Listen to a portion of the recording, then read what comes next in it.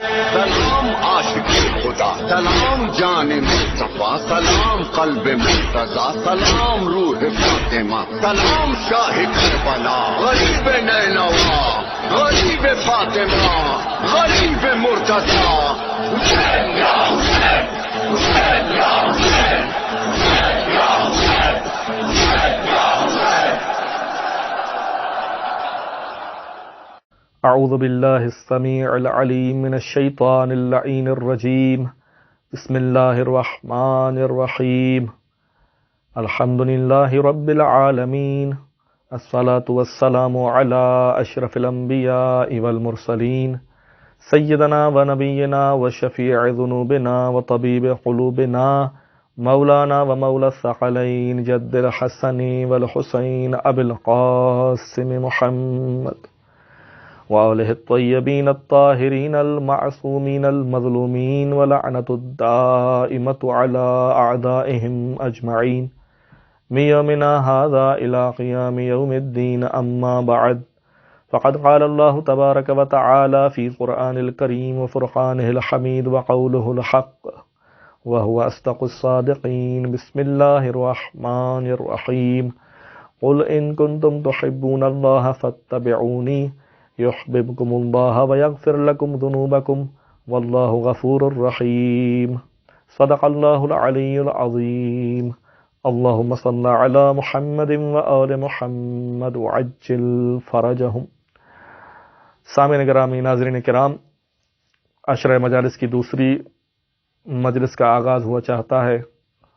آپ کی خدمت میں سورہ مبارکہ آل عمران کی 31 نمبر آیت کی تلاوت کا شرف حاصل ہو رہا ہے، جس میں خداوند متعال کا ارشاد ہو رہا ہے، اے حبیب ان سے کہہ دے کہ مجھ سے محبت کرنے کے دعوے دار پہلے آپ کی اتباع کریں، آپ کی اتباع کے ذریعے ہماری محبت ثابت ہو جائے گی۔ اپنی پچھلی گفتگو میں آپ کی خدمت میں آرائز پیش کیے تھے کہ اتباع کس طرح کرنی چاہیے، اتباع اور اطاعت میں کیا فرق ہے۔ آج کوشش رہے گی کہ اطاعت کے موضوع پہ کچھ آرائز پیش کیے جائیں۔ خدا متعال قرآن میں اطاعت کے ضمن میں کافی آیات ارشاد فرما رہا ہے، جس میں سر فہرست اطیعوا اللہ و اطیعوا الرسول و اولی الامر منکم ہے۔ اللہ کی اطاعت، اس کے رسول کی اطاعت اور اس ہستی کی اطاعت کے لیے حکم ہو رہا ہے جو اولی الامر ہے، جس کو خداوند متعال نے یہ اختیار دیا ہے، جو بندگان خدا کے اوپر اللہ اور اس کے رسول کے بعد حاکم ہے، حق کے ولایت رکھتا ہے۔ اب یہ اور بات ہے کہ مسلمانوں کے درمیان اس میں اختلاف ہے کہ اولی الامر کون ہے۔ کسی نے کہا کہ وقت کا حاکم اولی الامر ہے، کسی نے کہا کہ شرعی جو مفتیان دین ہیں وہ اولی الامر ہیں، اور کسی نے صحابہ کو اولی الامر مانا، تو کسی نے ائمہ اطہار علیہم السلام، اہل بیت رسول صلی اللہ علیہ وآلہ وسلم کو اولی الامر جانا۔ ہمارے پاس اس میں نہیں ہے کہ اولی الامر کون ہے، کیونکہ ہمارے پاس تو یہ واضح ہے کہ اولی الامر کون ہے، مگر اطاعت کے زمرے میں آپ کی خدمت میں اپنے عرائض پیش کرنے ہیں کہ اطاعت کیا ہے۔ جیسے کل میں نے آپ کی خدمت میں یہ بیان کیا تھا کہ اتباع اور اطاعت کا حقیقی مصداق مولا کائنات امیر المؤمنین علی ابن ابی طالب علیہ السلام ہے۔ دین کے اہم موضوعات، اہم عنوانات اور اہم احکامات میں تو اتباع اور اطاعت کے کیا کہنے کہ مولا کائنات نے کس طرح سے اتباع اور اطاعت کی، مگر حتیٰ سونا ایک عمومی فعل ہے، عام فعل ہے، مگر اہم اتنا ہے کہ بندہ اگر سو جائے تو اس کو معلوم نہیں ہوتا کہ وہ کس طرح سویا۔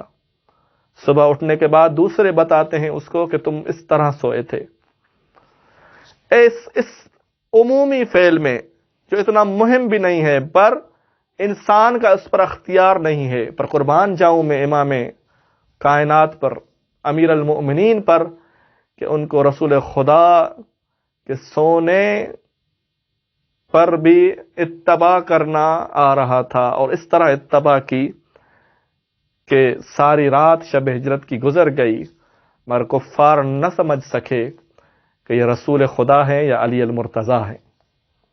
ساری رات پہرا دینے کے بعد تاریخ بتا رہی ہے جب ان کے صبر کا پیمانہ لبریز ہو گیا اور قتل کے ارادے سے اندر داخل ہوئے حجرے میں، اور جب چادر ہٹائی تو دیکھا کہ مولا کائنات علی علیہ الصلوۃ والسلام رسول خدا کی جگہ پر سوئے ہوئے ہیں۔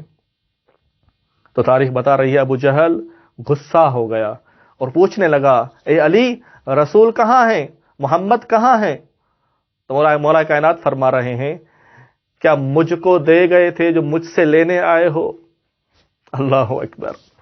کیا خوبصورت جواب دیا مولا کائنات نے، اور اس کی تشریح کی گئی۔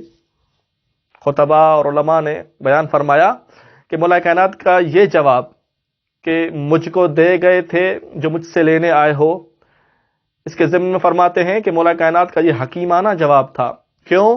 کہ اگر مولا کائنات بتا دیتے کہ مولا رسول خدا کہاں گئے ہیں تو پھر رسول خدا کی جان کو خطرہ تھا، یعنی اسلام کو خطرہ تھا، دین کو خطرہ تھا۔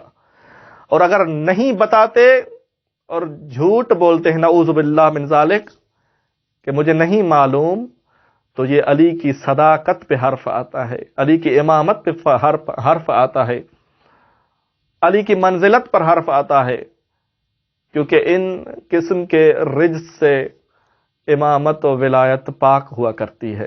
بس مولا کائنات کا حکیمانہ جواب کہ مجھ کو دے گئے تھے جو مجھ سے لینے آئے ہو، جب یہ جواب سنا نا ابو جہل نے، تھا تو عمر میں بڑا نا، تھا بھی رشتے دار، تو ایک مرتبہ اس کو غصہ آیا اور غصے کے عالم میں کہا، علی مجھے بتاؤ کہ کہاں ہے، تمہیں ضرور پتا ہوگا کہ رسول کہاں گئے ہوئے ہیں۔ تو مولا کائنات تاریخ بتا رہی ہے ایک مرتبہ جلال حیدری آ گیا اور بستر رسول پہ سوتے ہوئے اس عالم میں ایک زوردار تماچا ابو جہل کے گال پر رسید کر دیا۔ اللہ اکبر! مولا کائنات کے غضب و جلال کا ایک مظاہرہ تھا۔ اب میں نہیں جانتا کہ تاریخ میں مورخوں نے، تاریخ دانوں نے کس کس کو مسلمان اور کافر کا سرٹیفکیٹ دیا، کس کو مسلمان جانا، کس کو کافر جانا، جو ساری زندگی بت پرستی کرتے رہے، بعد میں خوف کے عالم میں آ کر تلوار کے ڈر سے اسلام قبول کر لیا تھا جنہوں نے، ان کو بھی تاریخ دانوں نے، مورخوں نے اسلام کا، مسلمان ہونے کا سرٹیفکیٹ دیا، مگر جو ساری زندگی رسول خدا کی نصرت کرتے رہے، ان کی حمایت کرتے رہے، ان کو اپنا مانتے رہے، ان کی مانتے رہے، ان کے کہنے پر لبیک کہتے رہے، ان کی حفاظت کرتے رہے، ان کو بھی کافر قرار دیا۔ یہ تاریخی ستم ظریفی ہے۔ جو کہنے لگے کہ نعوذ باللہ من ذالک ابو طالب آخر تک کلمہ نہیں پڑھ سکے اور نعوذ باللہ کافر رہے، گویا ان کی فکر میں، ان کے ذہن میں، ان کے نزدیک اسلام فقط زبان پہ کلمہ جاری کرنے کو کہا جاتا ہے، یعنی اسلام ان کے نزدیک ظاہری اظہار ہے، وہ اطاعت اور اتباع کو ہی نہیں مانتے۔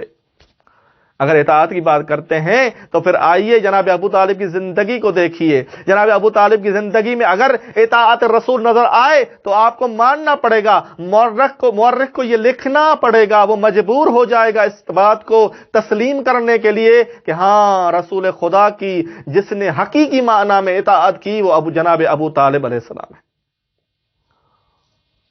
جناب رسول خدا کی زندگی، مکہ کی زندگی دیکھیں کہ جب اعلان رسالت کرتے ہیں پہلے دن سے اور زندگی کے آخری روز تک فقط خود نہیں بلکہ اپنی آل و اولاد کے ساتھ جناب رسول خدا کی حمایت میں رہے۔ جب کفار مکہ سے جناب رسول خدا کو خطرہ لاحق تھا تو کون شخصیت تھی، کون تھا وہ جو جناب رسول خدا کی ڈھال بن کے رہا، ان کو شر دشمنان سے بچاتا رہا، جناب رسول خدا پر قربان ہونے کے لیے اپنی اولاد کو، کبھی جناب عقیل کو، کبھی جناب علی ابن ابی طالب کو، کبھی اپنے دوسرے بیٹوں کو ان کے بستر پر سلاتا رہا کہ اگر کوئی ناگہانی حملہ ہو بھی جائے تو علی قربان ہو جائے، جعفر قربان ہو جائے، عقیل قربان ہو جائے، رسول بچ جائے۔ اللہ اکبر۔ اب مسلمان، وہ مورخ، وہ تاریخ دان کیا کہتا ہے؟ اس کو کافر کہا جائے گا جو رسول کا دفاع کرتا نظر آئے، ان کی حمایت کرتا نظر آ جائے۔ اور تاریخ کی پہلی مجلس، پہلی تبلیغ جس کے گھر میں ہوئی وہ بھی جناب ابو طالب۔ جب قرآن کی یہ آیت نازل ہوتی ہے وانذر عشیرتک الاقربین، تو اس میں کون شخصیت ہے جو تبلیغ خداوند متعال، تبلیغ دین کے لیے اپنے گھر کو حاضر کرتا ہے؟ کون ہے وہ؟ جناب ابو طالب ہے۔ رسول خدا صلی اللہ علیہ وآلہ وسلم فقط اتنا فرماتے ہیں، چچا مجھے اللہ کا پیغام پہنچانا ہے، اس کے لیے ایک محفل کا انعقاد کرنا ہے۔ جناب ابو طالب فرماتے ہیں، اے بھتیجے، اے محمد، پریشان نہ ہو، ابو طالب جب تک زندہ ہے تمہیں پریشان نہیں ہونا چاہیے۔ تاریخ بتاتی ہے کہ وہ پہلی دعوت تبلیغ جناب ابو طالب کے گھر میں ہوتی ہے۔ 3 دن تک وہ محفل سجی رہتی ہے، طعام کھلایا جاتا ہے، دیا جاتا ہے، پھر تبلیغ توحید ہوتی ہے، تبلیغ دین ہوتی ہے۔ یہ جناب ابو طالب کی قربانیاں، جس کو مورخوں نے فراموش کر دیا۔ آج کا مسلمان یہ ماننے کو تیار نہیں کہ جناب ابو طالب بھی مسلمان تھے۔ بس اس کی خاص وجہ یہ ہے کہ وہ مولا کائنات علی ابن ابی طالب کے والد گرامی تھے۔ فقط اس لیے ان سے بغض اور عداوت رکھی گئی کہ وہ کل ایمان کے بابا تھے۔ اللہ اکبر۔ تو اطاعت رسول کا حقیقی مصداق اگر دیکھنا ہے تو یا ابو طالب یا آل ابو طالب نظر آ رہی ہے۔ جناب ابو طالب اپنی زندگی کی آخری سانس تک مولا رسول خدا کے محافظ اور مددگار نظر آتے ہیں، اور ان کے بعد ان کی آل، ان کے بیٹے، ان کے اولاد رسول خدا کی حامی و ناصر دکھائی دیتی ہے۔ بس اسی آل ابو طالب کو دین کو بچانا تھا۔ روز اول سے لے کر جس نے یہ ذمہ داری اٹھائی تھی کہ محمد کو اور اس کے دین کو اگر کبھی بھی کسی بھی چیز کی ضرورت پڑی تو ابو طالب اور آل ابو طالب ہی ہیں جو ان کو سہارا دیں گے۔ عزاداران مظلوم کربلا، آج 2 محرم ہے۔ 2 محرم کو مولا امام حسین علیہ السلام دشت کربلا میں پہنچ چکے ہیں۔ دل چاہ رہا ہے آج امام حسین اور ان کے اصحاب اور ان کے عزیز و اقارب کا اپنے وطن کو چھوڑنا یاد کیا جائے۔ کس طرح کا قیامت خیز عالم تھا جب فرزند رسول اپنے نانا کے مدینے سے الوداع ہو رہے تھے۔ بس عزاداران مظلوم کربلا، بہت ہی سخت ہوتا ہے ایک شخص کے لیے کہ وہ اپنے اس وطن کو مجبوری کی حالت میں چھوڑے جس میں وہ پیدا ہو، جس کی گلیوں سے، جس کے اطراف سے اس کو انس اور محبت ہو. اور امام حسین تو ان مدینے کی گلیوں میں ان کی اتنی یادیں وابستہ تھیں اپنے نانا رسول خدا کے ساتھ، بابا علی المرتضیٰ کے ساتھ، ماں زہرا کے ساتھ. اتنے اچھے دن انہوں نے گزارے تھے کہ جب وہ مدینہ کو چھوڑ رہے ہیں تو وہ سب منظر آنکھوں کے سامنے آ جاتے ہیں. تاریخ بتا رہی ہے جب 28 رجب کو نکلنے کا ارادہ کرتے ہیں، جہاں جناب عباس، جناب قاسم، جناب علی اکبر تیاری کرتے ہیں قافلے کی، وہاں امام حسین علیہ الصلوۃ والسلام اپنے نانا، اپنی ماں زہرا سے الوداع کرنے کے لیے ان کی مزارات پہ جاتے ہیں. جب پہنچتے ہیں رسول خدا کی بارگاہ میں، ایک مرتبہ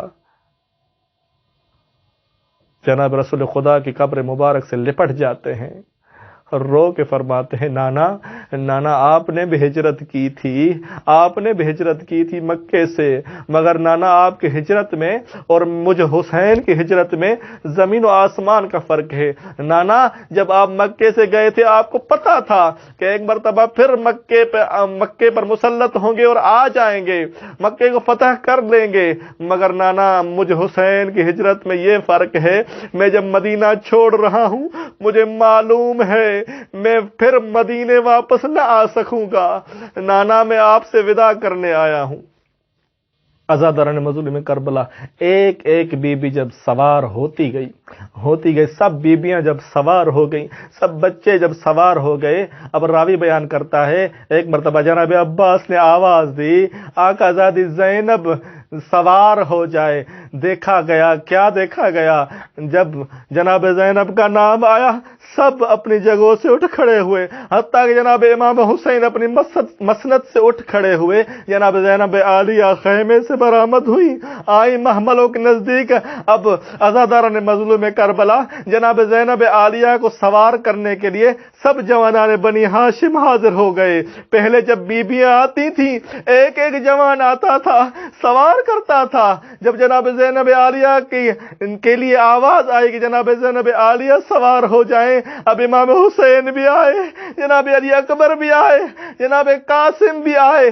سب جب آئے جناب عباس بھی دوڑتے ہوئے آئے، اپنا زانو پیش کیا. جناب زینب عالیہ ان کے زانوں پہ سوار ہو کے اپنی سواری پہ سوار ہو گئیں. ایک مرتبہ جناب زینب عالیہ نے جناب عباس کو دیکھا، علی اکبر کو دیکھا، قاسم کو دیکھا، حسرت کی نگاہوں سے دیکھتی رہیں. میں کہوں گا جناب زینب عالیہ کی بارگاہ میں، اے آقا زادی آج مدینہ ہے، 28 رجب ہے، آپ کو سوار کرنے کے لیے علی اکبر بھی موجود ہے، قاسم بھی موجود ہے، عباس بھی موجود ہے، امام حسین بھی خود چل کے آئے ہیں.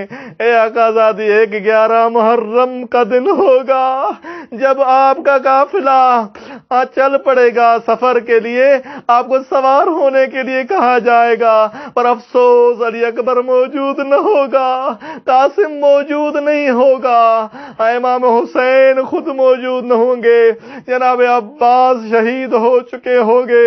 اے بی بی اس وقت کس طرح سوار ہوئیے گا؟ اللہ لعنت اللہ علی قوم الظالمین وسيعلمون الذين ظلموا أي منقلب ينقلبون. سلام عاشق خدا، سلام جان مصطفیٰ، سلام قلب مرتضیٰ، سلام روح فاطمہ، سلام شاہ کربلا، غریب نینوا، غریب فاطمہ، غریب مرتضیٰ.